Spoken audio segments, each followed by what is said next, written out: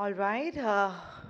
Welcome back after the lunch break. We're about to begin the next session. People who are still having their lunch, enjoying their meals, I request all of you to quickly get inside and take your seats. All right. So, the next session is going to be on raising compliance through responsible sourcing globally. In the session, we have two speakers, Mr. Som Sundaram, Regional CEO, India World Gold Council, and Ms. Ruth Crowell, CEO, LMBMA. Well, she'll be joining us through a Zoom call. So I request the team, can we just have our next speaker, Ms. Ruth, on the screen, please?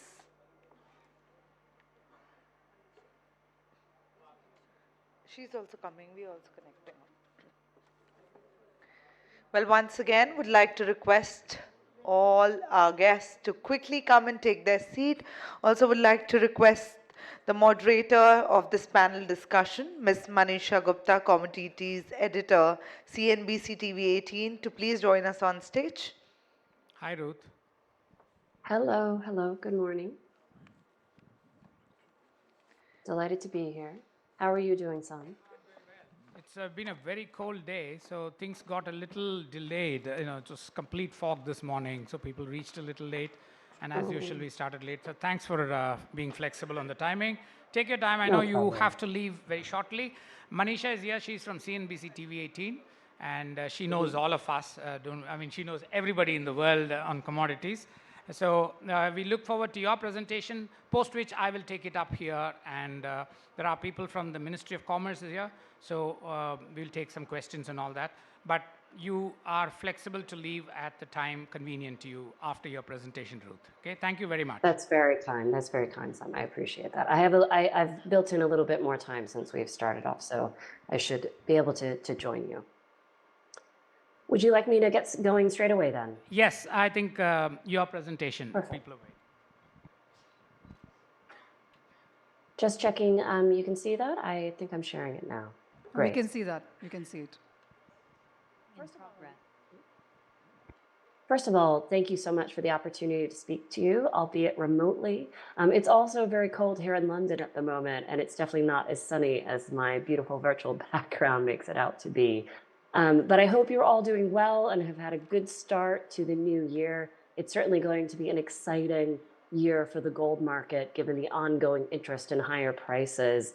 And that's something we've been looking at, beyond responsible sourcing, of course, which is key to what we do. But there's been an enormous amount of activity in markets around the world, both physical and investment, and hoping that will continue to be the case. Keen to understand as well how those dynamics affect the Indian market, one of the most important markets for gold in the world. So a little bit about the LBMA, responsible sourcing, perhaps for those who aren't as familiar. I'm going to explain a little bit who we are, the program itself, and then really what's the future? What is our focus on, certainly in the next year and the years to come, and where can India get involved? And I'm delighted to take questions at the end. And Sam, looking to you in terms of where I've missed it or how we can translate it to the audience to make sure they're getting what they're looking for. So who's LBMA? We're the independent authority for precious metals. It's our job to advance standards for the common good of the global industry. So that involves everyone in this room. And that we have three main standards. Good delivery, I know you're going to be very familiar. That's all about the quality of the metal. The Global Precious Metals Code, that's the conduct of the participants.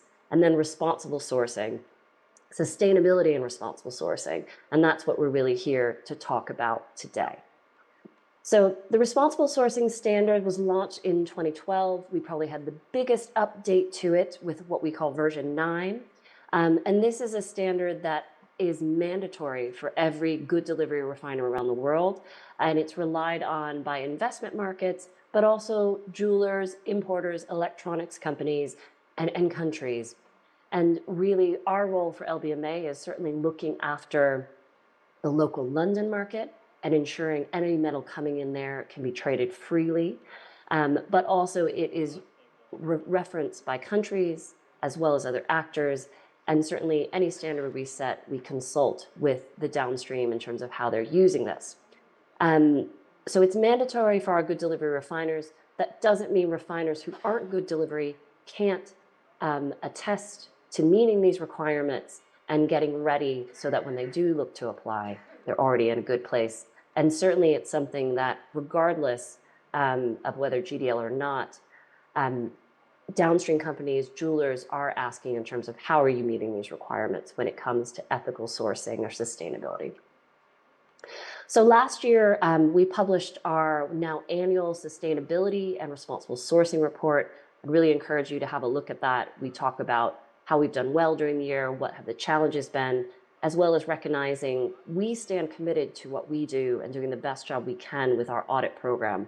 But LBMA cannot do everything. And certainly when it comes to the wider sustainability agenda, our reputation as an industry, we really need all global actors to get involved, really from rock from ring, if we are going to build our reputation. Gold cannot tarnish, but our reputation certainly can. So we have those 5 key focus areas, the first of which is us doing the absolute best job we can on our oversight of audits and meeting public expectations. That's something that continues to change over the years as more and more is expected of us as a standard setter and the gold industry as a whole when it comes to consumers, investors, and downstream. The other aspects is ASM. I'll speak about that in a moment. But beyond that, it's really how we have trust and integrity throughout the value chain, how we have transparency throughout the value chain. And then it's the sustainability piece. We certainly want to lead by example and look at our own sustainability, how we can improve it, but challenge the industry to come together and discuss how can we address this as a whole. So one of the major things we're doing this year is having a sustainability responsible sourcing summit. We're doing that jointly with the World Gold Council. And really one of the main reasons for that is when it comes to carbon and sustainability, generally miners have the biggest carbon footprint. And I think the good news with that is through the World Gold Council, they have committed to really take action. So that started with public reporting, and that's continuing with engagement and many of the actors' engagement in the declaration that we all signed as a global industry in Lisbon. And then now it's talking about, this is where, the rubber hits the road. How do we actually make this work, deliver on those promises made in those declarations, and make sure as a global industry, this is something we can stand up, be proud of, and talk transparently and openly about what's going well and what are the challenges and where do we go from here. So I encourage you to have a look at that and consider joining. It will be in person as well as virtual for those of you who are wanting to follow along. The other aspect I wanted to mention was artisanal gold. Now, I think when it comes to reputation in the industry, the 40 million miners living in extreme poverty is a tarnish on that reputation. And that is not something that we as LBMA can solve by ourselves. We need the whole industry to come together and to talk about first how we stop the decline. We have seen in the production numbers of material that's coming into the LBMA refiners, and this is about 100 refiners worldwide. When we put standards in place, we saw that ASM numbers start to go down. We saw the first reverse of that last year, which is a good direction change, but going from 1% to 2% is not a victory. It's a good step in the right direction, but we need to talk about how we can address this. Now, when it comes to ASM, I like to say there's the good, the bad, the ugly. The bad and the ugly we need to stop. The illegal mining, the organized crime, this needs to be shut down. And we need governments and law enforcement around the world to help the industry and to address some of these things. And where we can play a role as an educator, we certainly stand committed to do that. But beyond that, we need to talk to our good delivery refiners, to NGOs who have been critical in terms of some of the sourcing. I think we all agree that we don't want the status quo to continue. And to not try to change this is a vote for the status quo. So certainly part of what we've done is put together a task force. And this is made up of industry, of government, and most importantly of civil society. And saying, okay, We can't solve everything at the same time, but we can start to see where there's some bright spots and some case studies that we can help support. So we set up the task force last year. I'm delighted to say there has been great engagement in that from around the world.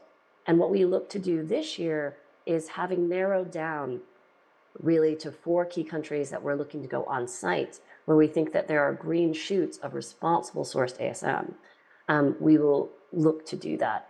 But ultimately, it's working hand in hand with the GDL refiner, who they will be sourcing this material.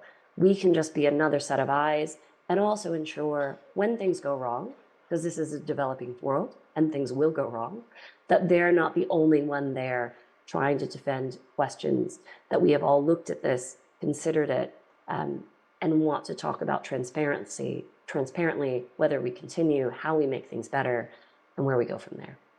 So I think at a very high level, that is what we are doing in terms of the sustainability agenda for the year. I'm really happy to talk about how that might translate for India, keen to understand from you any questions you think the audience may have beyond that overall summary of our strategy and direction over the next 12 months. Thank you. Okay.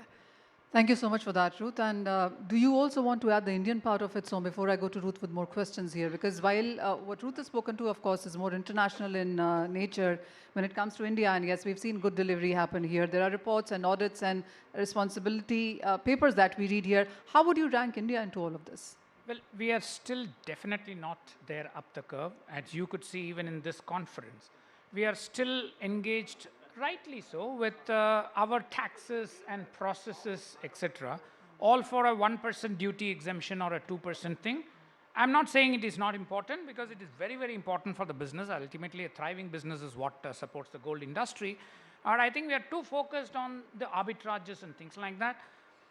I just want to distinguish between our stand in gold with our stand on climate. Just look at what the Prime Minister has done on climate change. India is just right there at the top in the global conversations. When it comes to gold, in all these matters, we are still not there. We believe that, oh, it is something, as long as I get my bar, at a reduced duty, I'm reasonably fine. What we don't understand is our ambition to become a huge exporter, the jeweler of preference. Just can't start with trust my ability to make a good jewelry. It must start with the entire chain of trust. And therein starts all these issues. Now, from Ruth's presentation, what did we get? What is engaging the world now? What is engaging the world is artisanal mining. Only 2% comes through the sources, and balance 15 to 20%, 18%, we don't know. Now, is it landing with us? Is it coming through some other routes? We need to be bothered about that if you want to become an exporter in this thing. So I understand the overwhelming focus internally to make the business better, but we need to also see how we are doing in other areas and move up the chain in these discussions. In global discussions on gold like these, which are going to matter to us, I think we are still not there. There is no structure yet. Ruth, you of course are taking this conference and conversations to various countries via those conferences that you just pointed about. How would you look at India? I mean, you've heard Som talk about this, and we're really far away from this right now. Sustainability, climate change, well, yes, there are debates, there are conversations at least that have begun. But if you talk about the ranking, we are perhaps way below. What would you advise to the Indian industry as per se? I think for my opening comment, India is one of the most important gold markets in the world, and they should have a seat at the table on all of these issues and should be seen to be leading.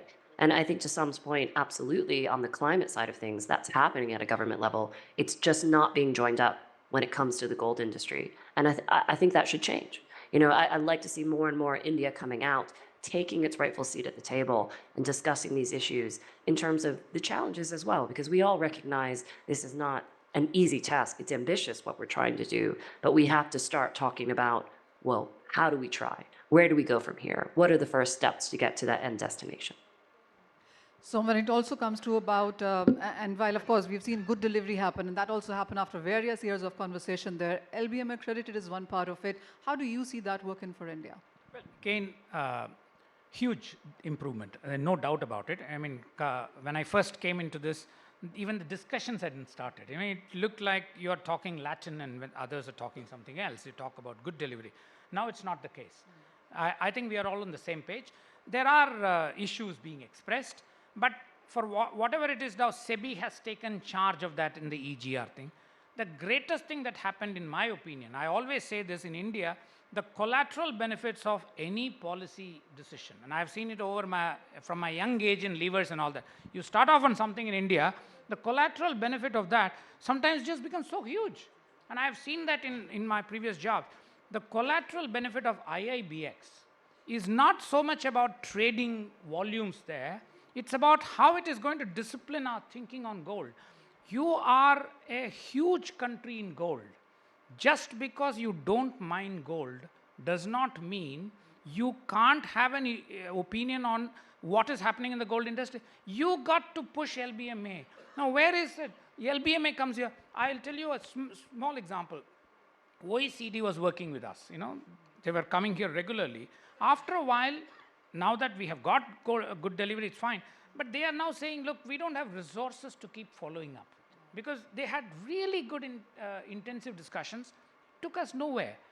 Again, I am not for one moment am I saying that people should drop their business and come into this, etc. But what we need is, that's where we believe that SRO, government level, etc. We need to see that this is the long-term business viability. That's why it is called sustainability. It is not a cost. It is actually an efficiency. We need to push this. So to answer your question, we have progressed a lot. But all that it tells you is, wow, I've come this way. It is like Tirupati.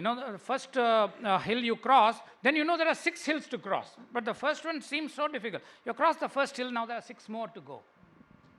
Ruth, I really want your sense on what do you think about on where India stands right now. I mean, as you said, India should have a seat on all of these discussions.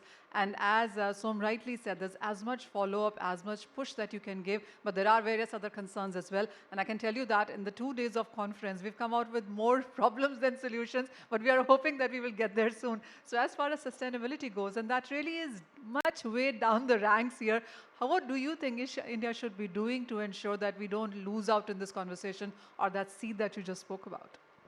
Well, I think it goes back fundamentally in terms of the discussions I would imagine you've been having is about India as a global player in the gold market and wanting to access an international market as well. I mean, I'm assuming that's the case, wanting to be the jeweler for the world. Yes. Yes. In which case, this is the number one thing the world is caring about right now. This is what jewelers from around the world want to know. And they want to have confidence in the integrity of the product that they're buying from you. And that means having a seat at the table. So, yes, OECD coming back and forth, but where is India at the OECD events? Talking about the good things that it's doing, because all of those people that you're wanting to come to India to purchase that jewelry and be the jeweler for the world are at those meetings saying, oh, we're not sure if we can trust this as a jurisdiction. Well, so global markets is one part of it, but we do understand that the next generation also wants to know what they're buying, what they're eating, what they're wearing as well. So do you think sustainability in that sense will be an important point to discuss as well or look at? Absolutely. You look at even there was a small issue with China, right? Not a small issue. There was an issue which cropped up with China. What did the Indian consumers do? They started looking at, is this made in China? We were not because we still have a reliance on some of the imports and coming through various other countries. But the whole nation woke up to say, I don't want something which is there, right?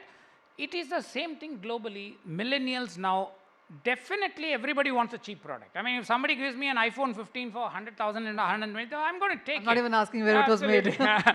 But if I come to know that it has been made by deceitful means, or if it is without tax, I'm not going to buy it, because there is a line I will not cross, and the millennials are in that phase.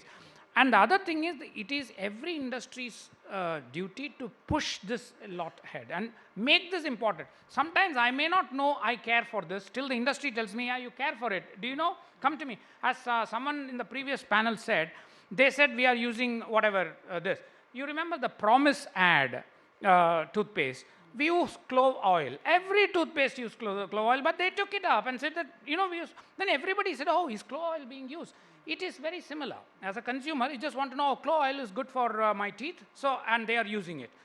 It is the same thing. So we need to tell them, don't buy from countries, don't buy when you don't know the source, because you are unwittingly promoting bad practices in the globe, which will come to bite you in some other way. That's the entire thing. At the end of the day, what is sustainability? So what we need is, as Ruth says, we need to be present in all these international conferences with an agenda.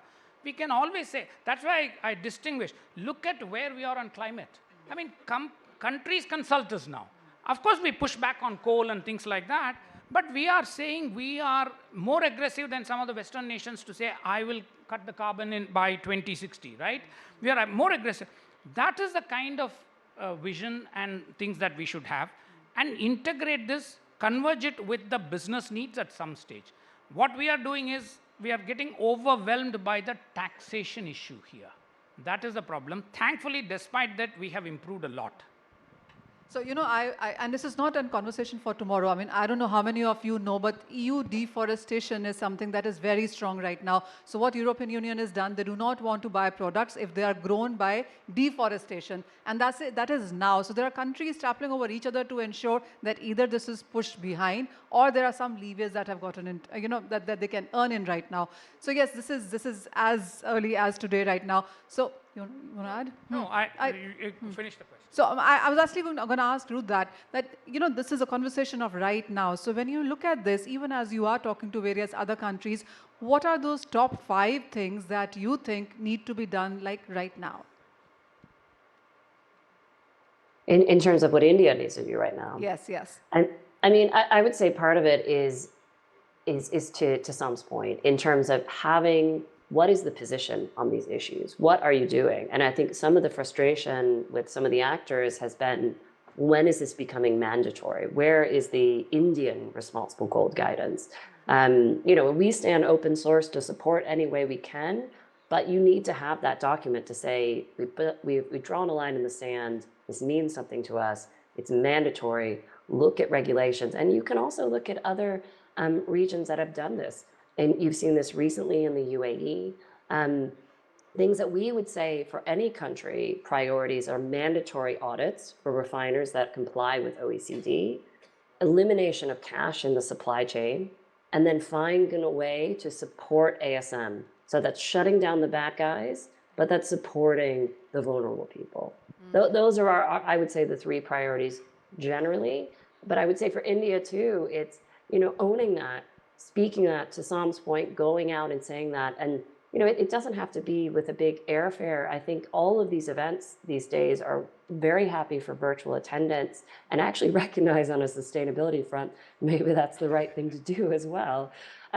So, have a clear position and a goal in terms of what's going to make sense, but that has integrity, that when people say it, yeah, that means they take this seriously.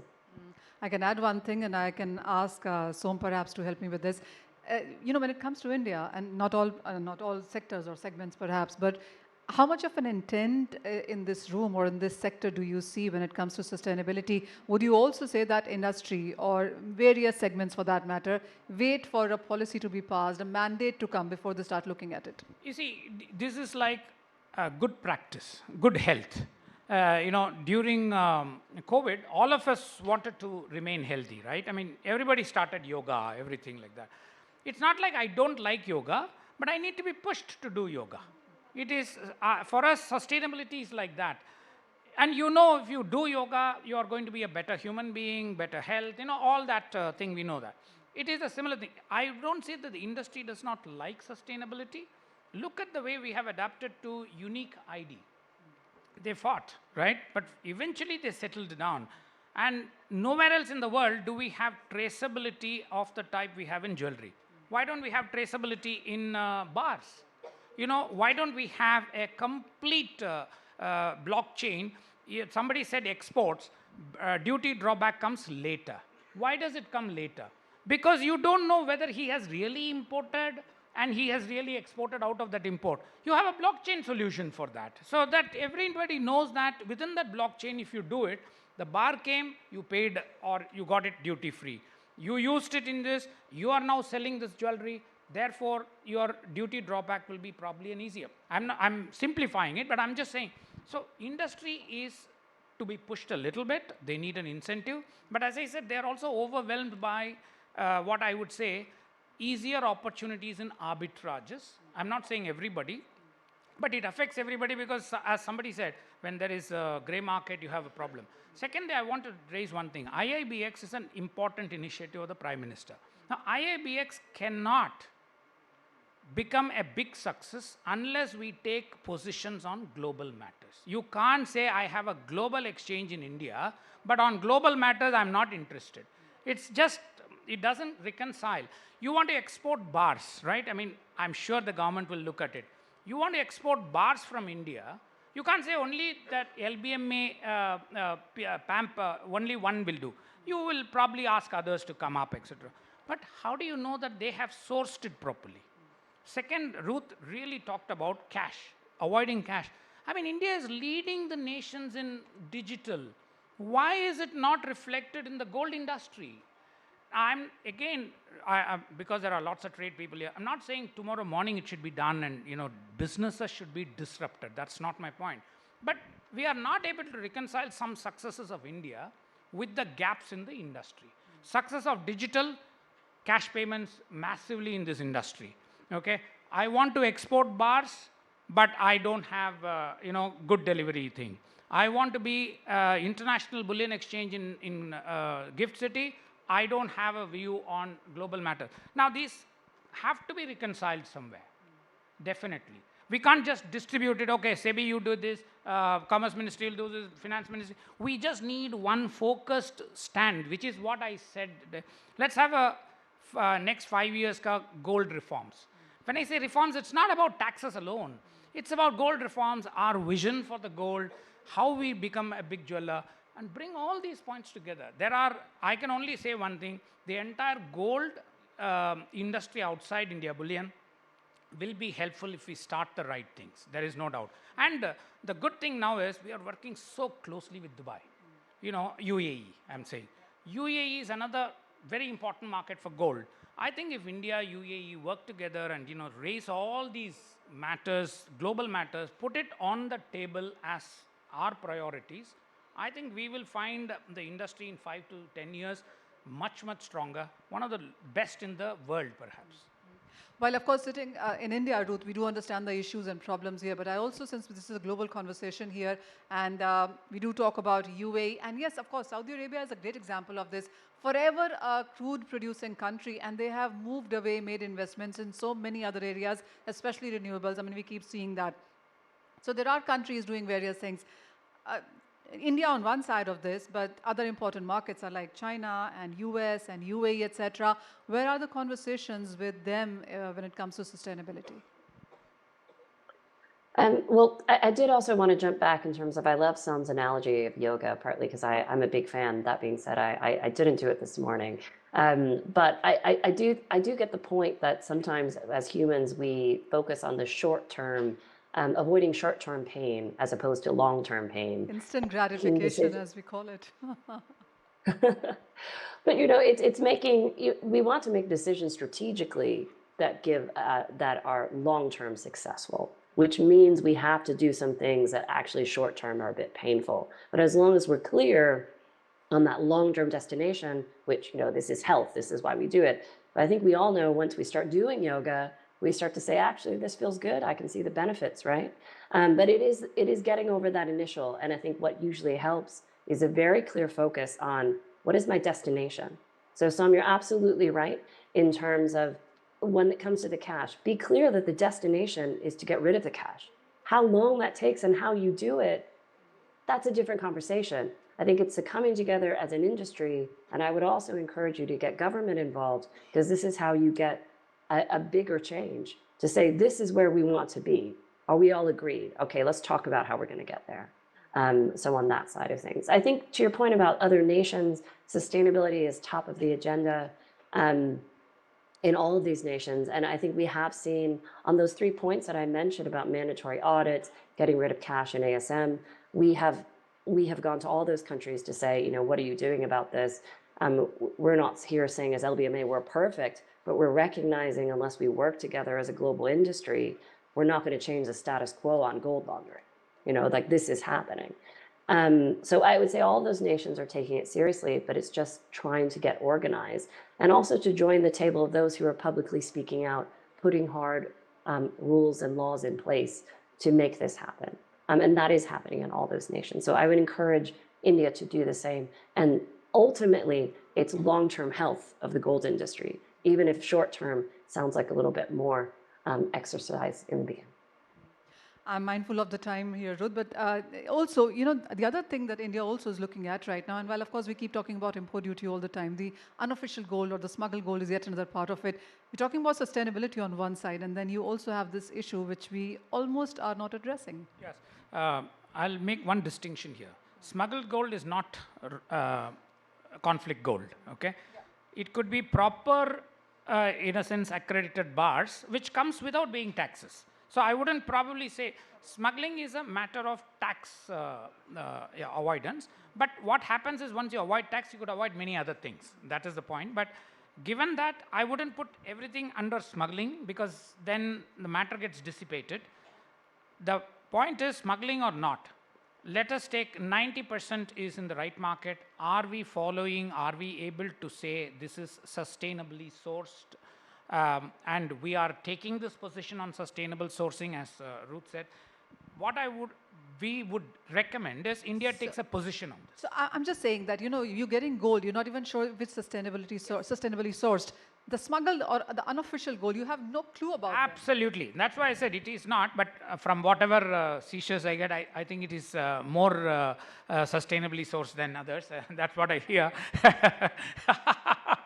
Because the bars are all coming from, you know, something. But that is an issue because you can never really know if it is below the carpet. And the fact of the matter is, once it is smuggled, you're going to be selling it to people who don't care about this. Excuse me.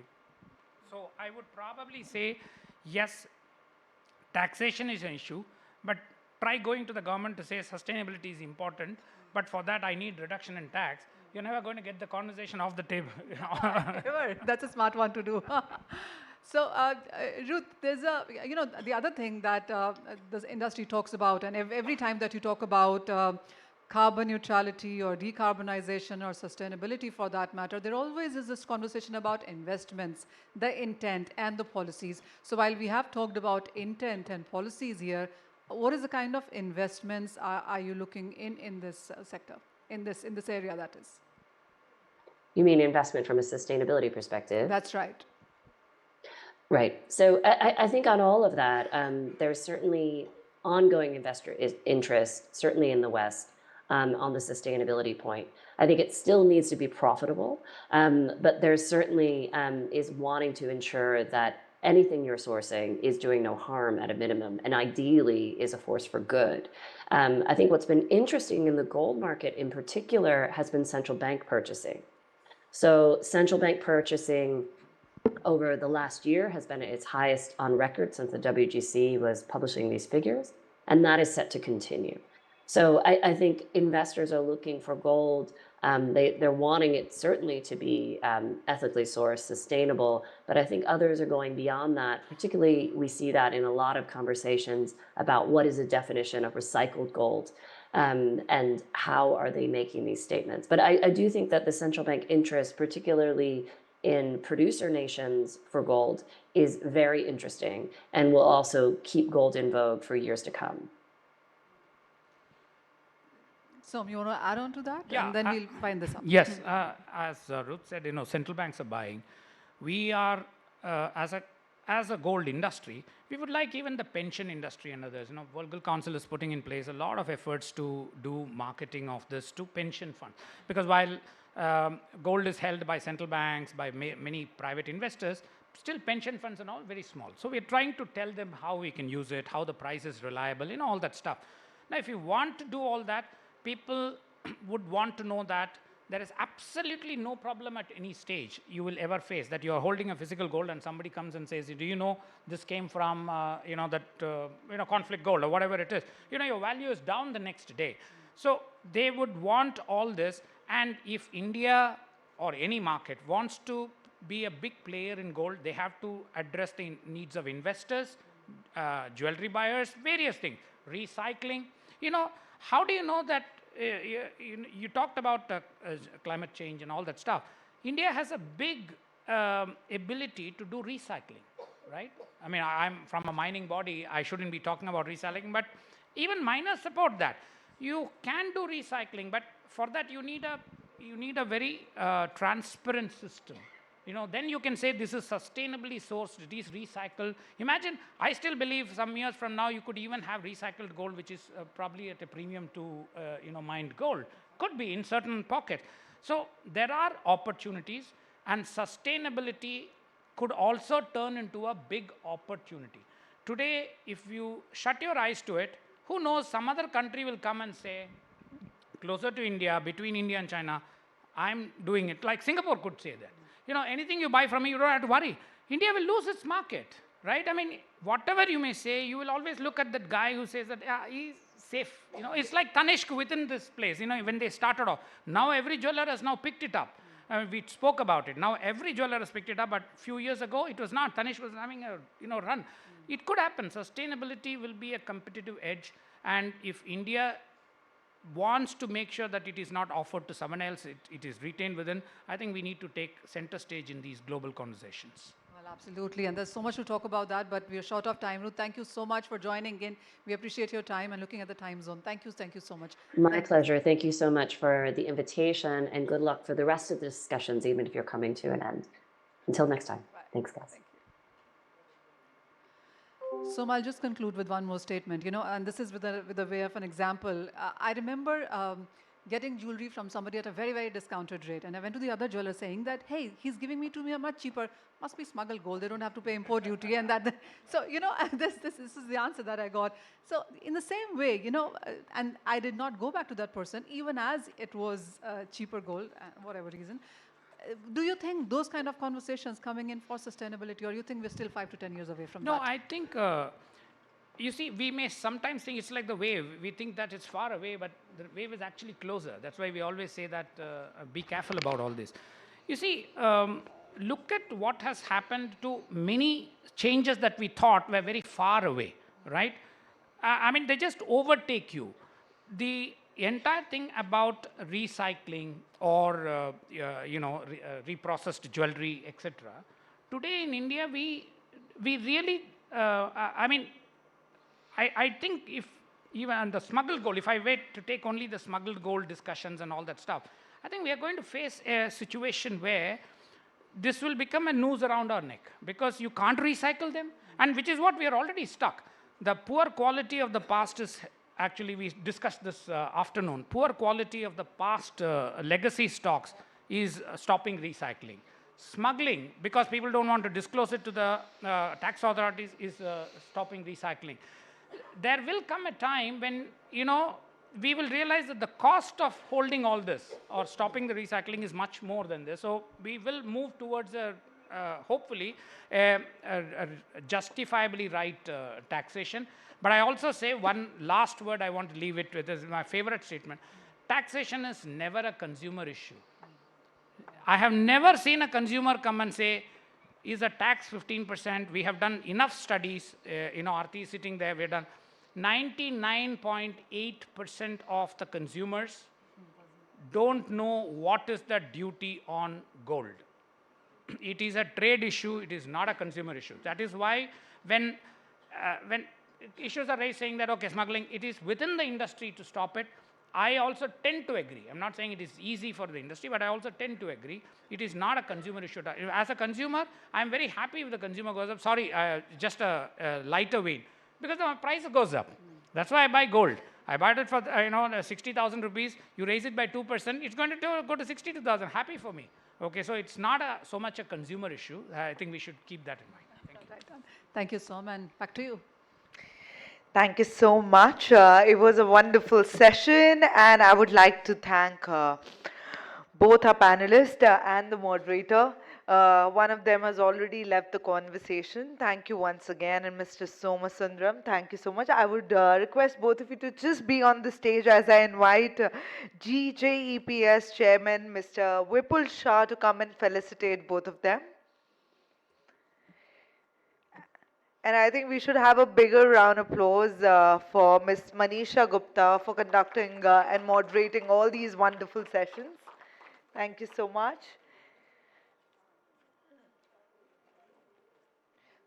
I'm sure many of you are thinking about your queries and your questions. We're going to have this Chopal session now, wherein you can ask all your questions, and we'll be having multiple speakers on stage to conduct this session. So just jot it down, just be ready with your questions, and we're going to begin the next session very soon.